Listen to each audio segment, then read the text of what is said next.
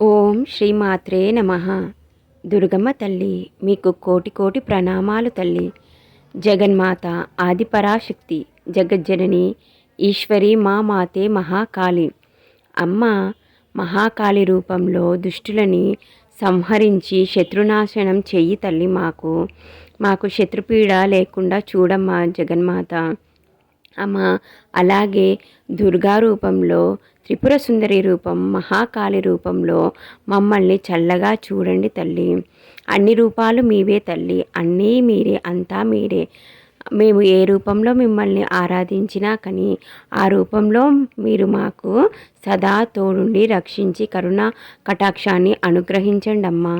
అమ్మ జగన్మాత ఆది పరాశక్తి జగజ్జనని ఈశ్వరి అమ్మ శంకరి తల్లి జగన్మాత, మీకు మీ పాదాలకు మేము అందరం, నీ బిడ్డలందరం, ఈ వీడియో చూస్తున్న నీ బిడ్డలందరూ ఛానల్ని సబ్స్క్రైబ్ చేసుకొని నువ్వు చెప్పిన మాటలు విని షేర్ చేస్తూ, లైక్ చేస్తూ, అన్ని విధాలుగా మంచి మార్గంలో వెళ్తూ, అన్ని రకాలుగా నీ బాటలోకి నడుస్తూ, అమ్మ ఏం చెప్తే మేము అది చేస్తాము తూచా తప్పకుండా అని చేస్తున్న వాళ్ళందరం నీకు కోటి కోటి ప్రణామాలు చేస్తున్నాం జగన్మాత. అలాగే నువ్వు చెప్పిన మార్గాన్ని అస్సలు వదలం. నువ్వు ఏ రకంగా మాకు చెబుతూ నడిపిస్తూ ముందుకు తీసుకెళ్తున్నావో అవన్నీ వింటూ ఆచరిస్తాము, చేస్తాము తల్లి. ఎన్నడూ నిన్ను విడవమమ్మ. మేము నీ పాదాలు పట్టుకొని కూర్చున్నాం తల్లి. మొత్తం నీదే భారం తల్లి. అమ్మ నీ బిడ్డలందరినీ నువ్వే చూసుకోవాలమ్మా. మేమందరం నీ పాదాలు పట్టుకొని కూర్చున్నాం. అందరినీ ఆయురారోగ్యాలు, అష్టైశ్వర్యాలు, సుఖ సంతోషాలతో వర్ధిల్లేలా అనుగ్రహించు తల్లి. అమ్మ అలాగే కొంతమంది, ఈ సృష్టిలో అందరూ నీ పిల్లలే, కానీ కొంతమంది వాళ్ళ అజ్ఞానంతో తెలిసి తెలియక ఎన్నో తప్పులు చేస్తూ ఈర్ష్య ద్వేషంతో రగిలిపోతూ చెడు మార్గాన్ని ఎంచుకొని చెడు వైపు వెళ్తూ ఈ సృష్టినే అటు ఇటు అంతా పాడు చేస్తున్నారు తల్లి. అమ్మ వారిని కూడా మంచివారులాగా మార్చి వాళ్ళ జీవితం కూడా బాగుపరచు తల్లి.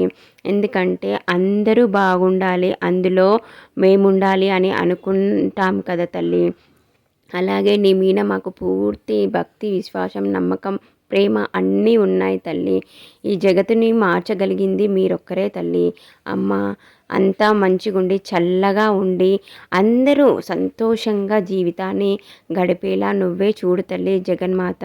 అమ్మ ఈరోజు మాకు ఏం చెప్పడానికి వచ్చారు తల్లి, ఏం చెప్పబోతున్నారు అవంతా మాకు తెలియజేయండి తల్లి. ఒక చిన్న విషయం అండి, మీరు వీడియోని స్కిప్ చేస్తూ చూడకండి. స్కిప్ చేస్తూ చూస్తే అమ్మ ఇచ్చే సందేశాలలో ముఖ్యమైన అంశాలు మీరు కోల్పోవాల్సిన అవసరం వస్తుంది. కాబట్టి వీడియోని స్కిప్ చేయకుండా పూర్తిగా చూడండి. కొత్తగా ఈ ఛానల్ని చూస్తున్న వాళ్ళు, ఈ వీడియోని చూస్తున్న వాళ్ళు వీడియోని లైక్ చేసి ఛానల్ని సబ్స్క్రైబ్ చేసుకోండి. ఇక అమ్మ మనందరి కోసం ఏం చెబుతుందో విందాం. ఆంజనేయ స్వామి మీకు రక్షగా ఉన్నాడు. ఆయన మిమ్మల్ని కాపాడుతూ మీకు ప్రొటెక్షన్ ఇస్తూ మీ చుట్టూ ప్రొటెక్షన్ని ఏర్పరిచారు. కానీ ఆయన చెప్పేది మీరు శ్రద్ధగా వినండి.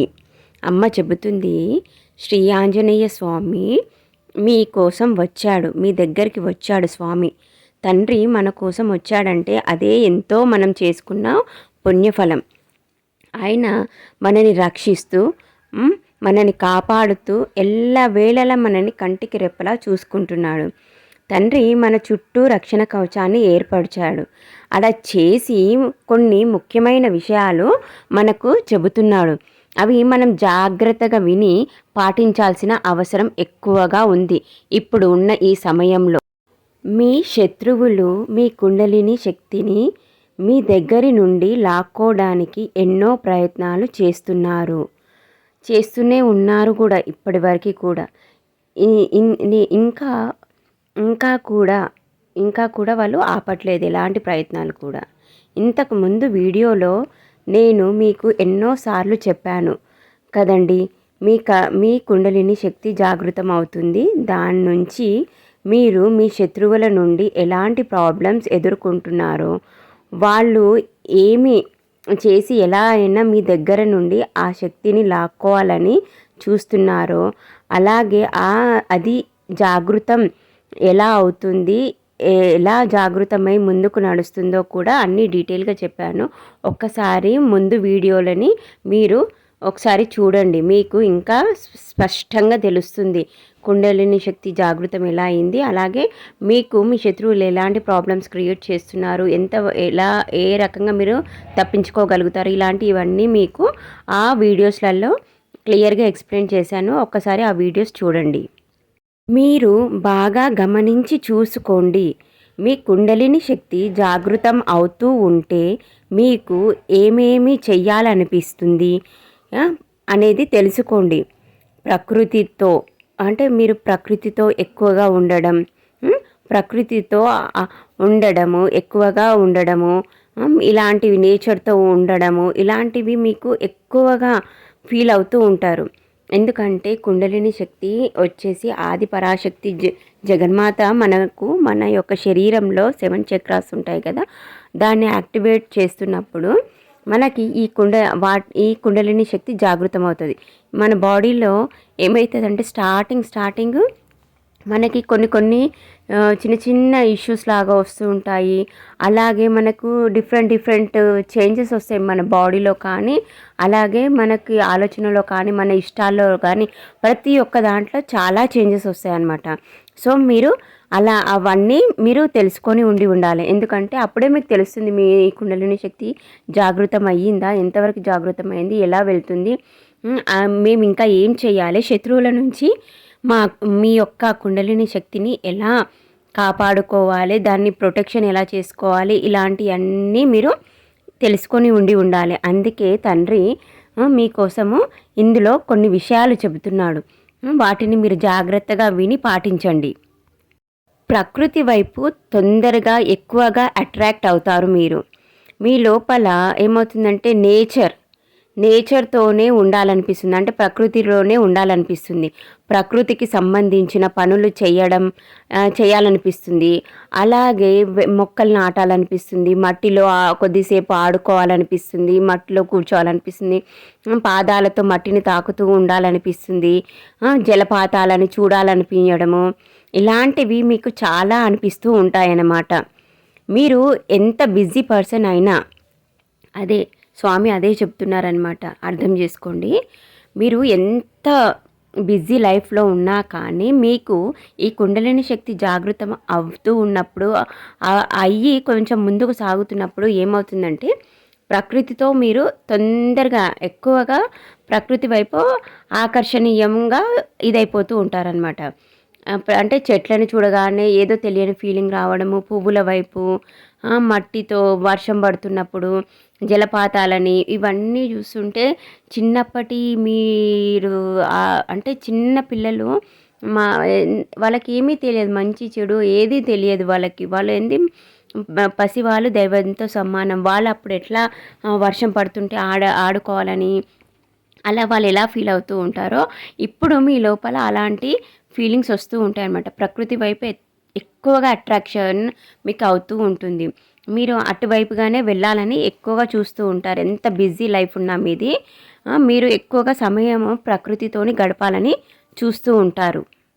మీరు ఎంత బిజీ పర్సన్ అయినప్పటికీ కూడా మీరు జాబ్ పరంగా కానీ, బిజినెస్ పరంగా కానీ, అలాగే మీ కుటుంబ బాధ్యతలతో మీరు ఎంత బిజీగా ఉన్నా కూడా మీకు చెట్లని నాటాలనిపిస్తుంది. మొక్కల వైపు, పువ్వుల వైపు మీరు త్వరగా అట్రాక్ట్ అయిపోతారనమాట. అదే అన్నమాట, ఇదే అండి. ఇలాంటివే మీరు చాలా గమనించుకొని చూడాల్సినవి. మీకు ఆటోమేటిక్గా తెలుస్తుంది. అంటే నేను ఇప్పుడు తండ్రి మనకు ముందుగానే మీకు ఇలా జరుగుతుంది, ఇలా ఉంటున్నాయి అని చెప్పినప్పుడు మనం గమనించి చూసుకుంటూ ఉండాలి. మన లైఫ్లో ఏం జరుగుతుంది, నా లోపల ఏమైనా చేంజెస్ వస్తున్నాయా, నా బాడీలో ఏమైనా చేంజెస్ వస్తున్నాయా అని కూడా చూసుకుంటూ ఉండాలి. అలాగే మీకు ఇలా ఈ కుండలిని శక్తి జాగృతమై ముందుకు వెళ్తూ ఉన్నప్పుడు కొంతమందికి ఏమవుతుందంటే కొంచెం హెడేక్, బాగా తల వజన్గా ఉండడం, అంటే వెయిట్ బాగా తలలో ఏదో వెయిట్ ఉన్నట్టు అలా అనిపిస్తుంది. హెడేక్ రావడం కూడా అనిపిస్తుంది. బాడీ మొత్తం పెయిన్ అనిపిస్తుంది. ఇలా కొన్ని కొన్ని సంకేతాలు ముందుగానే మనకు తెలుస్తూ ఉంటాయి. మామూలుగా వీటిని మీరు తెలుసుకోకపోతే ఏమైపోతుందంటే మీరు వేరే రకంగా అబ్బా ఏమైపోతుందో నాకు హెల్త్ ప్రాబ్లమ్స్ వస్తున్నాయేమో ఏంటో అని అలా కూడా ఆలోచిస్తూ ఉంటారు. కాబట్టి ఇవన్నీ మీరు ముందుగా తెలుసుకొని ఉంటే మీకు తెలిసిపోతుంది. ఎందుకంటే మీరు భక్తి మార్గంలో ఉన్నారు. అమ్మని ఆరాధిస్తూ ముందుకు వెళ్తున్నారు కాబట్టి మీకు తెలుస్తుంది. ఈ అలాగే మీకు మంచి మంచి వాసనలు వస్తాయండి. ఎందుకంటే అమ్మ యొక్క శక్తులు అంటే అమ్మ యొక్క శక్తులు మీ చుట్టూ తిరుగుతూ ఉన్నప్పుడు మీ దగ్గరకు వచ్చినప్పుడు కొన్ని మంచి మంచి వాసనలు వస్తాయి. పూల వాసనలు రావడము, అలాగే ఏందంటే మంచి గంధం వాసన రావడము, కుంకుమ స్మెల్ రావడం, ఇలాంటి మంచి మంచి వాసనలు మీకు తెలుస్తుంది. అది వేరే వాళ్ళకి ఎవరికి తెలియదండి, మీకు మాత్రమే తెలుస్తుంది. మీరు బై మిస్టేక్ ఒకవేళ నాకు గంధం వాసన వస్తుంది అని అంటే కూడా అందరూ ఆశ్చర్యంగా చూస్తారు. ఏంది తినకు ఒక్కదానికే వాసన వస్తుందా, మాకెవరికి రావట్లేదే, అట్లా ఇట్లా అని ఆలోచిస్తారు. కానీ గుర్తుపెట్టుకోండి, మీకు ఎన్ని సంకేతాలు వచ్చినా, ఎన్ని సంకేతాలు మీకు తెలిసినా, మీ బాడీలో ఎన్ని చేంజెస్ వస్తున్నా, ఏమొస్తున్నా మీ కుండలిని శక్తి జాగృతం అవుతున్న విషయం మాత్రం ఎట్టి పరిస్థితిలో ఎవ్వరికి చెప్పకూడదు. ఎందుకంటే ఎవరి మనసులో ఏముంటుందో, ఎవరు ఏం ఆలోచిస్తారో తెలియదు. కాబట్టి జాగ్రత్తగా ఉండండి, ఎవరికి చెప్పకండి. ఎందుకంటే ఏ రకంగా శత్రువులు ఎటు నుంచి దాడి చేస్తారో తెలియదు.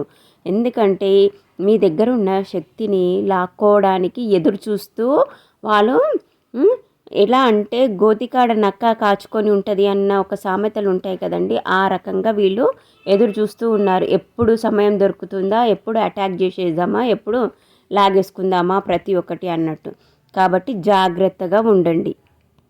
మీకు అనిపిస్తుంది మన ఇంట్లో కూడా మొక్కలు నాటాలని, పూల మొక్కలను పెంచుకోవాలని అనిపిస్తుంది మీకు.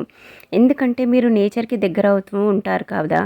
అలాంటప్పుడు చెట్లని, పూలని, వీటిని అన్నిటిని చూసి మీకు ఏమనిపిస్తుందంటే అబ్బా ఇవి ఎంత బాగున్నాయి, ఈ చెట్లని మన ఇంట్లో పెంచుకుంటే కూడా బాగుంటుంది కదా అని ఇంట్లో పెంచుకోవడం కూడా మీరు మొదలు పెడతారు. మంచి మంచి పూల చెట్లని కూడా పెడుతూ ఉంటారు ఇంట్లో. ఇల్లంతా పూలతో అలంకరించుకోవాలని కూడా మీకు అనిపిస్తుంది. అంటే మంచి మంచి పూలతో ఇంటిని డెకరేషన్, అంటే ఫ్లవర్ వాజ్లో పూలు, మంచి ఫ్రెష్ ఫ్లవర్స్ని, మంచి వాసన వచ్చే ఫ్లవర్స్ని పెట్టడము, అలాగే గుమ్మాలకి ఫ్లవర్స్ కట్టడము, ఇలా ఇల్లుని మంచిగా అలంకరించుకోవాలని ఆశపడతారు, చేస్తూ ఉంటారు కూడా. అలాగే భగవంతుణ్ణి అందమైన పూలతో, అంటే మంచి సుగంధమైన పూలని ఫ్రెష్గా ఇలా మంచిగా కనిపిస్తాయి కదా మనకు, ఇలా లుక్ బాగుంటాయి కదా ఫ్లవర్స్వి, అలాంటి మంచి మంచి పూలతో దేవుడికి మీరు పూజ కూడా చేయాలనుకుంటారు. అవి తెచ్చి కూడా నిత్యం పూజ చేస్తూ ఉన్నారు. అలాగే మీరు మల్లెపూలని ఎక్కువగా వాడుతూ ఉంటారు. వాడమని కూడా చెబుతుంది. ఎందుకంటే మల్లెపూలు, గులాబీ పూలతో మన యొక్క దైవ రూమ్, అంటే దైవిక రూమ్ అయిన దేవుని రూమ్ అంటాం కదా, దేవుడి పూజ గది, ఆ గదిలో మంచి పరిమళమైన వాసన వస్తూ ఉంటుంది.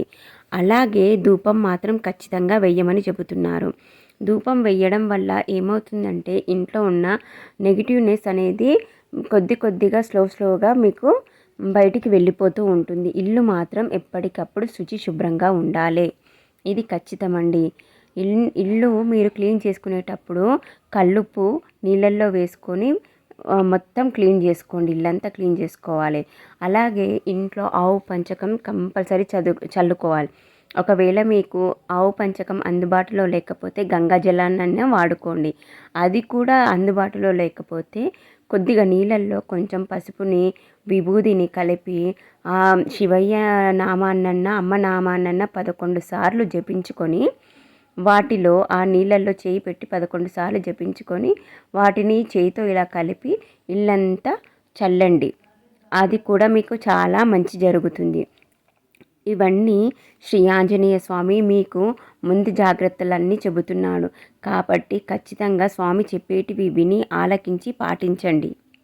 అలాగే ఒక చిన్న విషయం అండి, వీడియో నచ్చితే లైక్ చేయండి, ఛానల్ని సబ్స్క్రైబ్ చేసుకొని అమ్మ కుటుంబ సభ్యులుగా మారండి.